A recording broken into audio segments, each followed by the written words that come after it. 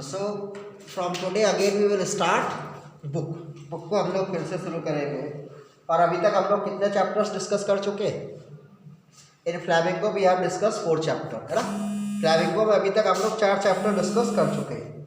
First one is lost spring, we have discussed. First one the last lesson we have discuss. Second one lost spring, third one is deep water and fourth one the rat trap. These 4 chapters we have discussed. Today we will start the 5th chapter, and the name of the 5th chapter is Indigo. And this is the last chapter also for this year. इस साल के लिए आपके लिए last chapter है, because after that chapter number 7 और जो इसके बाद interview and poets and pancakes, वो तो अब दे हैव बीन डिलीटेड, वो दोनों डिलीट हो चुके हैं। तो आपको केवल ये चैप्टर पढ़ना है, and after that we will discuss the poetry section. वहाँ पे भी एक पोएम है, वो डिलीट हो चुकी है, जो सबसे बड़ी पोएम थी, the road side stand. So simply we will discuss indigo and it has been written by Louis Fisher.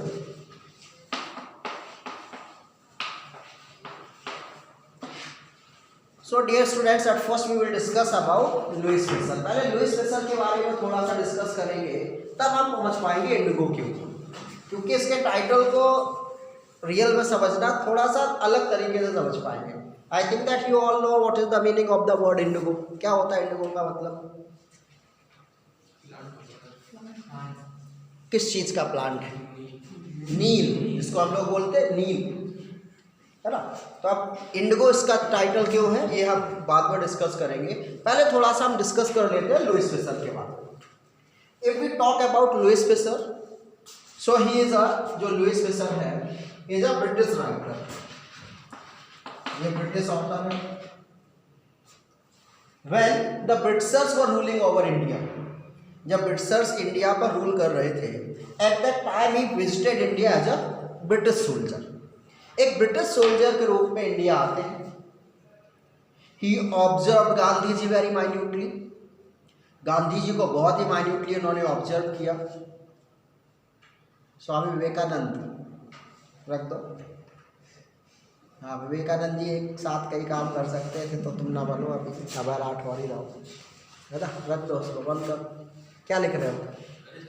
ये लिख रहे थे, है कोई अकाउंटिंग लगाने लगा क्या?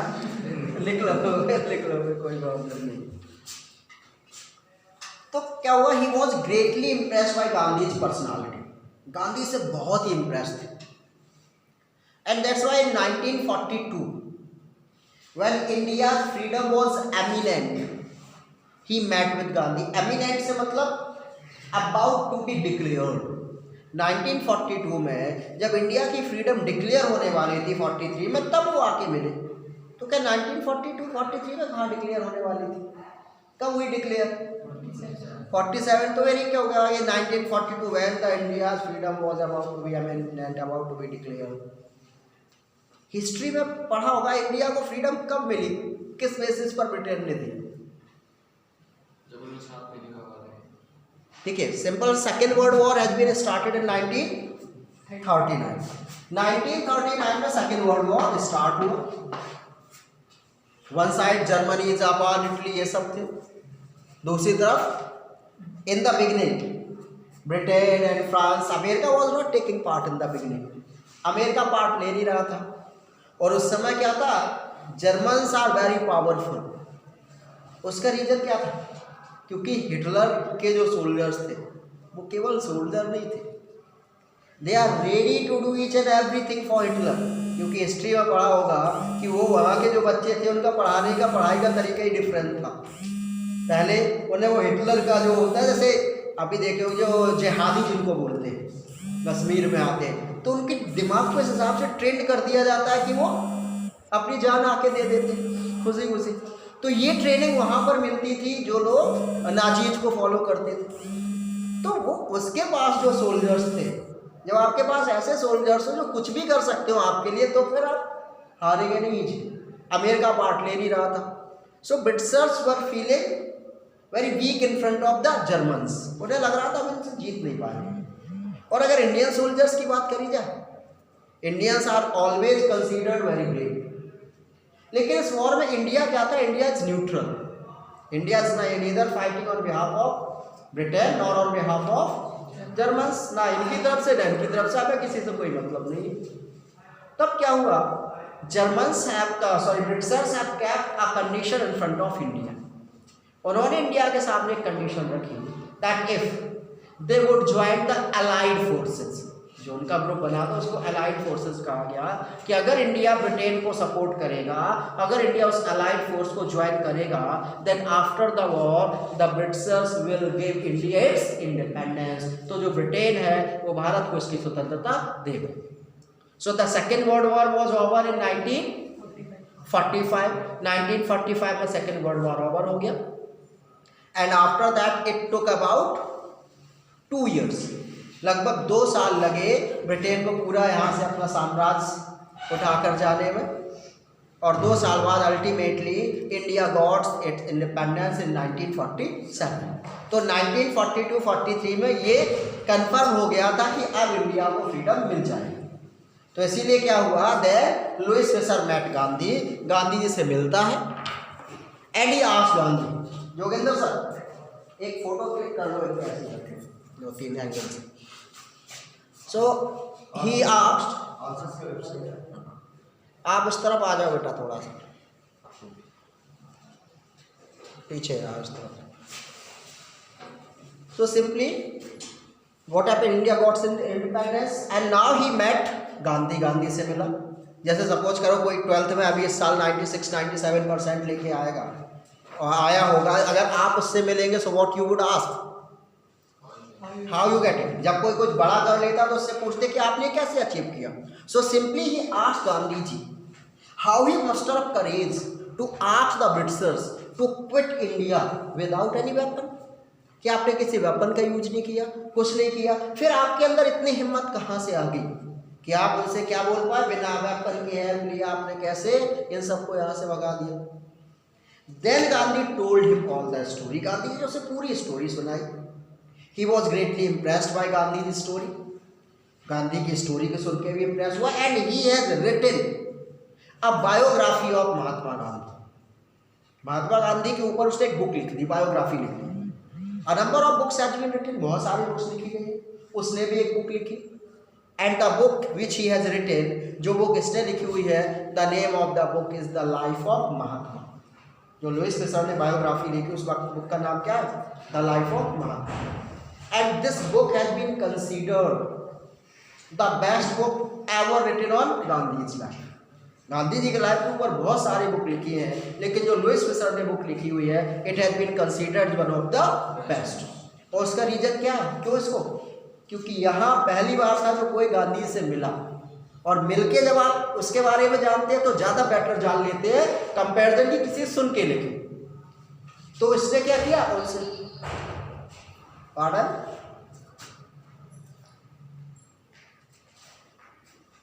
सो he has written a book. और यहाँ पे जो हम पढ़ने जा रहे हैं, दिस एक्ट, गांधी जी को नहीं जानते हो, महात्मा गांधी को नहीं जानते हो,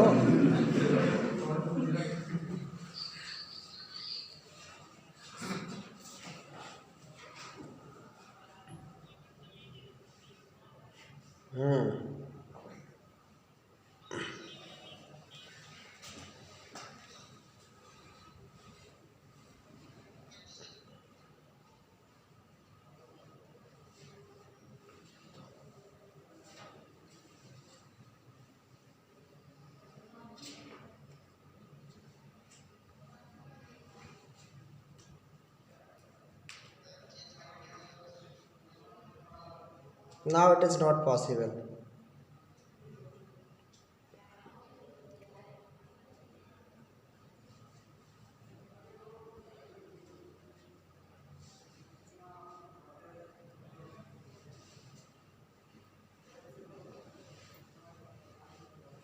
Okay, so that book has been considered as the best book ever written, और यहीं से ये पार्ट लिया गया, यहाँ पे दिया गया। So simply this is all about Mahatma Gandhi. अब कि ये है तो महात्मा गांधी के बारे में, but the name of the chapter is Indigo. अब इंडिगो और महात्मा गांधी का कनेक्शन ये तो कहीं से समझ में नहीं आ रहा होगा, कहाँ से आ जाएगा। तो अब देखिए होता क्या है, अब थोड़े से बैक पे चलते हैं। If we talk about Gandhi ji, तो हम सब जानते हैं कि इन्होंने बैरिस्टर की पढ़ाई कहाँ से कंप्लीट की? साउथ अफ्रीका से नहीं, इंग्लैंड से, लंदन से जाके इन्होंने की। He got his degree of barrister from London, and after that he came to India. He thought that now I would become one of the biggest lawyer of India, बहुत बड़ा वकील बन जाऊंगा। But in reality, he didn't get even a single case in India. India में इनको एक भी case ही नहीं मिला, और जब इंडिया में इनको एक भी केस नहीं मिला, then what happened? There was a very rich man named Mr. Abdullah. एक मिस्टर अब्दुल्ला थे। His one of the case was pending in south Africa. Mister Abdullah का एक केस साउथ अफ्रीका में चल रहा था। सो इन 1891 और 1892 mister Abdullah sent Gandhi to South Africa for his case. Mister Abdullah ने गांधी जी को अपने केस के लिए साउथ अफ्रीका भेजा, और वहाँ जाके फिर क्या किया गांधी जी हैं, क्योंकि उस समय साउथ अफ्रीका में क्या चल रहा था? Policy of apartheid was going on, जो आप लोग 10th में पढ़ के आए, the discrimination on the basis of colour of skin. उस समय क्या था? White skin people have been considered as the master, while the black skin has been just like slaves. और हम इंडियंस को भी कैसा माना जाता है? Black skin person. So once what happened, you all have heard that incident कि गांधी जी किस में गए? He entered one of the train में वो चढ़ जाते हैं, और उस ट्रेन में हुआ क्या? क्योंकि व्हाइट स्किन के लिए थी, they threw Gandhi out of the train along with the luggage। Train से गांधी जी को उनका पूरा सामान उठा के प्लेटफॉर्म पे फेंक दिया गया। तो वहाँ पे फिर उन्होंने बहुत कुछ किया साउथ अफ्रीकन फ्रीडम के लिए, और उसके बाद फिर वापस आया। वापस कब आए? आपने एक फ्रीडम फाइटर का नाम सुना होगा, Gopal Krishna Gokhale. Gopal Krishna Gokhale has been considered as the political guru of Mahatma Gandhi. Mahatma Gandhi के पॉलिटिकल गुरु हम उन्हें कह सकते हैं। इन 1892 में पहुंच गए साउथ अफ्रीका। वहाँ ये रहे जाके करीब 18-20 साल साउथ अफ्रीका। 1914-15 में Gopal Krishna Gokhale had requested him to come back to India and join Indian national Congress party. उनका अब आप वापस आ जाइए और यहाँ आके कांग्रेस पार्टी को ज्वाइन कर लीजिए। गांधी के and he join Congress party, आए और कांग्रेस पार्टी ज्वाइन कर लिया। But no one knew who is Gandhi. Gandhi कौन है? कोई जानता ही नहीं था। तो इस चैप्टर से जो सबसे इंपॉर्टेंट क्वेश्चन बनता है लॉ में, वो ये होता था, how did Champaran episode proved to be a turning point in Gandhi's life. किस प्रकार से चंपारण एपिसोड गांधी जी के लाइफ का टर्निंग पॉइंट रहा। तो बात है गांधी जी वापस आ गए, कोई जानता ही नहीं था। Now you all must have heard the name of Champaran. कहाँ है ये? बिहार में। तो जब गांधी जी वापस आ गए, then one day one of the farmer of Champaran met Gandhi. एक दिन चंपारण का एक किसान गांधी से मिलने आया, and the name of that farmer was Rajkumar Shukla. Rajkumar Shukla नाम का एक फार्मर इनसे मिला, and he requested him to visit to Champaran. उसने रिक्वेस्ट किया, हमारे साथ चंपारण चलिए। और वो चंपारण क्यों ले जाना चाहता था? वो चंपारण इसलिए ले जाना चाह रहा था, एक्चुअली चंपारण में क्या था, देखिए उस समय Britishers were very powerful, so they have become the landlord. जमींदार कौन बन गए? ब्रिटिशर्स बन गए। इंडियन वर्क देयर, उस जमीन पे खेती कौन करता था? Indian. And how they work as a share cropper. वो शेयर क्रॉपर का काम, और शेयर क्रॉपिंग में क्या होता है, एक व्यक्ति का लैंड है, दूसरा उस पर काम करेगा, जो भी क्रॉप होगा उसका 50-50 रियल ये होता है। लेकिन वहाँ क्या हो रहा है, Indians would get only 15%, remaining 85% they have to surrender to the Britishers as a rent। बाकी का बचा हुआ 85% एज अ रेंट उन्हें ब्रिटिशर्स को हैंड ओवर करना पड़ता था। So what happened, he came to complain कि इनजस्टिस हो रहा है, हमारे साथ अन्याय हो रहा है। रियलिटी ये थी, Gandhi had never heard about the Champaran. Champaran के बारे में जाना भी नहीं था। और उस समय जो चंपारण का मेन क्रॉप था दैट वाज इंडिगो, वो इंडिगो था। तो So Gandhi decided to come with him. Gandhi decided करा उसके साथ आए. He visited Champaran and from here his first movement has been started. यहाँ से गांधी जी का सबसे पहला मूवमेंट शुरू हुआ. और कौन कौन से मूवमेंट गांधी जी ने चलाए हुए हैं?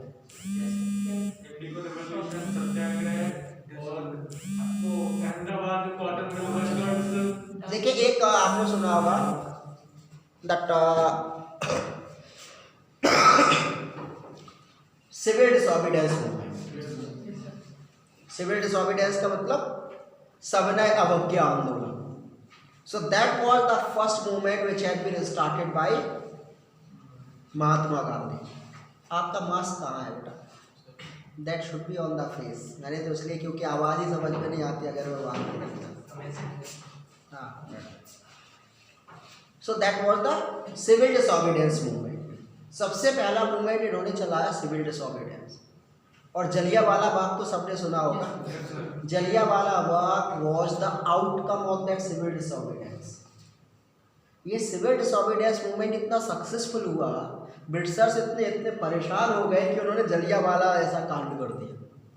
क्योंकि जब व्यक्ति फ्रस्ट्रेट होता ना कुछ भी करता, तो जनरल डायर इतना फ्रस्ट्रेट था उससे, उसने कहा सबको बंद करके गोली मार दो. अब ये सिविल डिसोबीडियंस होता क्या है? What is civil disobedience? Civil का मतलब सिविल में सिविलाइज्ड, सभ्य तरीके से, यही तो हुआ. डिसोबीडियंस मतलब डिसोबी अवज्ञा मीन्स सिंपली पोलाइट डिसोबी. बहुत ही सिंपल से है. अब ये पोलाइट डिसोबी क्या है? एक तो डिसोबी ऐसा होता है यही मैं किसी को बाहर निकलो, नहीं जाएंगे बाहर सब. एक ये डिसोबी है ना. और ये क्या? नहीं सर प्लीज सर बाहर मत ठीक है प्लीज सर रुका रहे. डिसोबी तो ये भी हो रहा है. ऑबे तो होता है पाल से आउट देन आउट. ये भी करा but he was also disobeying but out in a very civilised manner, polite manner. तो गांधी जी की स्ट्रेटजी यही थी दैट मारेंगे नहीं लेकिन मानेंगे भी नहीं. हमें जो करना है भाई आपको जेल में डालना डाल. So that was the strategy which had been started by Mahatma Gandhi in Champaran. तो चंपारण में आए Gandhi ji. He did a lot of thing for the Champaran people, for the indigo sharecroppers.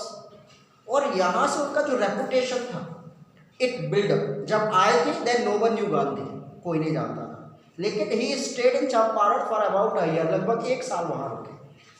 और उस एक साल में क्या हुआ? Gandhi ji established himself as one of the foremost freedom fighter of India. उस एक साल में जीरो से गांधी जी हीरो बन गए. और ये सब हुआ किस वजह से? Just because of the Indigo share cropping. ये सब इंडिगो की वजह से हुआ. इसीलिए इस चैप्टर का नाम क्या है? इंडिगो है. और इसीलिए क्यों क्वेश्चन आता how did Champaran episode prove to be a turning point of Gandhi, कि किस प्रकार से उनकी लाइफ में टर्निंग पॉइंट हुआ. तो ये सब हम इस चैप्टर में पढ़ेंगे. तो इसीलिए इस चैप्टर का नाम क्या है? इंडिगो दिया. So it clear to all. अब हम चैप्टर की बात करते हैं. तो होता क्या है? तो है नहीं किसी के पास? चलो मेरे पास भी नहीं ऐसी पढ़. So what happened in 1942? In 1942, the author Louis Fisher met with Gandhi in its Sevagram आश्रम in central India.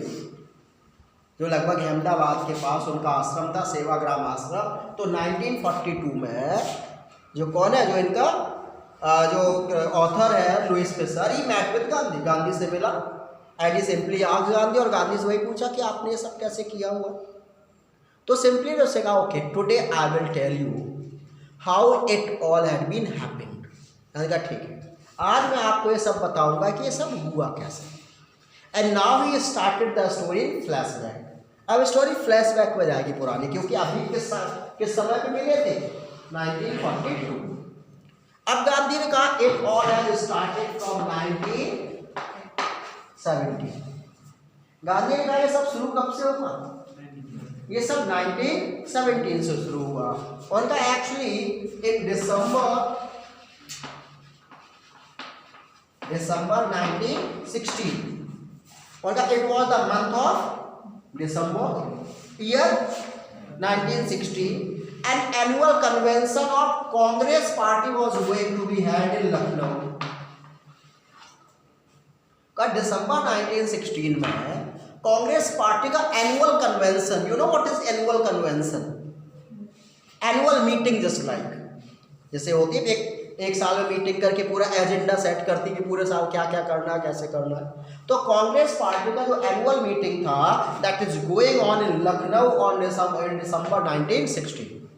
तो ये वहां पे मीटिंग चल रहा था। In that meeting there were 2301 delegates. You know what? Who is delegates? Which are the representatives. We can say just like MLAs, MPs. What are they? They are just like the delegates of that area, representative of that area. तो उस meeting में 2301 delegates थे, representative थे अलग अलग area के। And many visitors, जैसे कि कोई बड़ा मंत्री आता है तो कुछ पार्टी के लोग होते, कुछ अपनी कंप्लेन लेके भी वहाँ खड़े होते। तो ऐसे था वहाँ पे 2301 डेलीगेट्स थे, बहुत सारे विजिटर्स आए हुए थे। While the meeting was going on, और जब मीटिंग चल रही थी, then a peasant came to Gandhi. जब मीटिंग चल रही थी उसी समय एक किसान गांधी जी के पास आया। In physical appearance, he was looking like any other peasant of India। देखने वो कैसा दिख रहा था? जैसे इंडियन पीजेंट्स दिखते हैं, पुअर एंड एमेसिएटेड, गरीब, बहुत ही कमजोर, वैसा दिख रहा था, ढीले ढाले कपड़े और सब। तो सब देखने वो वैसे ही था जैसे इंडियन पीजेंट्स दिखते हैं। एंड ही इंट्रोड्यूस हिमसेल्फ, जैसे ही आया आके अपने आप को इंट्रोड्यूस किया। और कैसे कहा? उसने कहा आई एम राजकुमार शुक्ला। कहा my name is Rajkumar Shukla. और वहीं पे चंपारण का जो डिस्ट्रिक्ट हेडक्वार्टर है वो मोतीहारी है बेटा। तो मोतीहारी के ब्लॉक हेडक्वार्टर में एक बहुत बड़ा स्टेचू लगा हुआ है महात्मा गांधी का, और महात्मा गांधी के बगल से एक और स्टेचू लगा हुआ है वहाँ पे। और वो स्टेचू किसका है? राजकुमार शुक्ला। ये बिल्कुल अनपढ़ किसान था, लेकिन ये होता है ना, अगर डिटर्मिनेशन है कुछ करने का है तो आप कर सकते। तो ये हुआ, उसका भी स्टेचू वहाँ पे आज भी लगा हुआ है। So he came said that my name is Rajkumar Shukla and I came from Champaran. उसने कहा मेरा नाम राजकुमार शुक्ला है, मैं चंपारण से आया हूँ। And I want you to visit my district. और मैं आया किस लिए हूँ? क्योंकि मैं ये चाहता हूँ आप हमारे डिस्ट्रिक्ट को विजिट करें, आप हमारे यहाँ आए। तो जब उसने कहा I from Champaran, so Gandhi ji confused. Actually Gandhi had never heard even the name of the place. ये तो छोड़ ही दो कहाँ है, गांधी जी ने आज तक चंपारण का नाम तक नहीं सुना था।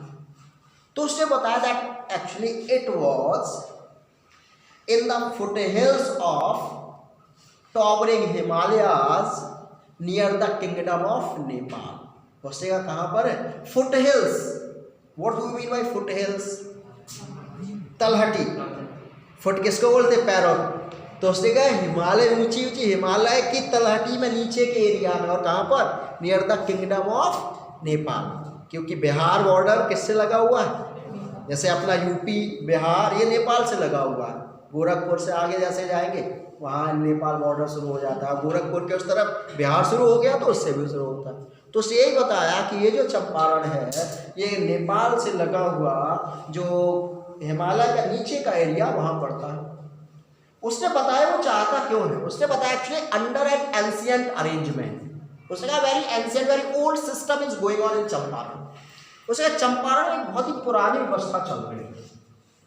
And according to that old system all the peasants were the sharecroppers. उससे कहा वो जो पुरानी व्यवस्था चल रही है उस पुरानी व्यवस्था के हिसाब से हम सारे के सारे इंडियन क्या है? शेयरक्रॉपर है, बटाईदार है। And a lot of injustice was going on with us by the Britishers. और इस सिस्टम की आड़ में वो जो ब्रिटिशर्स है वो हमारे साथ बहुत ज़्यादा अन्याय कर रहे हैं। So we all came here. इसीलिए हम सब यहाँ पे किस लिए आए हैं? We all came here just to complain against that system. उस सिस्टम के खिलाफ हम यहाँ आप सबसे कंप्लेन करने के लिए आए। लेकिन गांधी ने कहा sorry I couldn't accompanied with you, कि अभी मैं आपके साथ नहीं चल सकता। And the reason which Gandhi has given, और गांधी जो रीजन दिया वो ये था actually right now I had an appointment in Kanpur, और कानपुर की स्पेलिंग जब लिखी जाती थी COWNPORE, कानपुर लिखते थे। तो गांधी ने कहा right now I could not accompanied with you, मैं अभी आपके साथ नहीं चल सकता हूँ। रीजन क्या दिया, that at first I had an appointment in Kanpur, क्योंकि पहले मेरा एक अपॉइंटमेंट कानपुर में। Not only I had an appointment in Kanpur but I also committed to go to other parts of India also. Kanpur जाने के अलावा मैंने कमिट कर रखा है कि मुझे अलग और दूसरे पार्ट्स में भी जाना है। That's why I could not accompanied with you, इसीलिए मैं आपके साथ नहीं चल सकता। Shukla didn't said anything, Shukla ने कुछ नहीं कहा। What he did, he simply followed Gandhi. Wherever he went he simply went with him, क्योंकि आज के जैसा तो था नहीं सिस्टम कि नेताजी आए और नेताजी गए, कोई पास फटक भी नहीं सकता है। पहले या तो पैदल जाओगे या ट्रेन से जाओगे, भाई आप आगे आगे चलो, हम पीछे पीछे चल रहे हैं, कोई रोक लेगा क्या? आप ट्रेन में चलो, मैं भी उसमें चढ़ जाऊंगा, रोक लेगा क्या? नहीं रोक सकता। तो यही हुआ, वेयरएवर गांधी वेंट ही सिंपली फॉलोड हिम। और जैसे कि कोई आपसे कुछ रिक्वेस्ट करता है, कुछ मांगता है, आपने मना कर दिया, वो गया नहीं, फिर आपके आसपास ही मंडराता रहा, वही दिखता है। जैसे ही आप उसे देखेंगे, अरे इसको सामान मांग रहा था, और देख जब पक जाएंगे तो ये लो ले जाओ, एक बार चाहे इरिटेशन में सही ले जाओ उधर, यही तो। So the same thing happened. Gandhi was actually greatly impressed by his determination and the story which he told about the Indian peasants. Gandhi ने देखा बहुत ही डिटरमाइंड भी है, और जो स्टोरी बताई वो भी उसने। And he said Gandhi that I didn't want that right now you should accompany with me. उसने कहा मैं ये थोड़ा कह रहा हूँ आप अभी के अभी मेरे साथ चलिए। I am only requesting you just to please fix a date. मैं केवल आपसे इतना कह रहा हूँ कि आप एक डेट फिक्स कर दो, उस डेट को मैं आके आऊँ। So Gandhi ji was greatly impressed by his tenacity, determination and the story. So Gandhi had given him a date. Gandhi ने उसको एक डेट दिया, और गांधी का okay I would be in Calcutta in this and this date, कि इस डेट में मैं कहाँ जाऊँगा? कैलकाटा जाऊँगा। If you wanted that I should visit to your district, अगर आप ये चाहते हैं कि मैं आपके डिस्ट्रिक्ट में विजिट करूँ, so just come and meet me in Calcutta on that date. उस डेट में आई, उस डेट में आकर आप मुझसे कैलकाटा में मिलिए। After that Rajkumar Shukla came back, वापस आ गया। मंथ्स पास्ट, और जो डेट दी थी वो 1-2 हफ्ते बाद की नहीं थी, 3-4 महीने बाद की डेट थी। Months past and when on the fix date Gandhi ji came to Calcutta. जब फिक्स डेट में गांधी जी कैलकाटा आए, he found that Shukla was already sitting there on their armchair and waiting for him. Shukla उनसे पहले ही वहाँ पहुँच गया था, इंतजार कर रहा था। और ऐसा नहीं कि ऐसे गांधी जी पहुँचे चलो मेरे साथ। He waited till the time Gandhi has not completed his all the meetings. जब तक गांधी ने अपना सारा काम फिनिश नहीं कर लिया, जब तक उसने वेट किया। When Gandhi has completed all the meetings, जब सारी मीटिंग्स कंप्लीट हो गई, then both of they have taken a train, उन्होंने ट्रेन पकड़ी, and now they came to the city of Patna. और ट्रेन से बैठ के कहाँ आ जाते? दोनों पटना आ जाते। इसके बाद हम लोग कल करेंगे। ओके, अब अगर किसी को कोई डाउट है तो पूछ लो बेटा।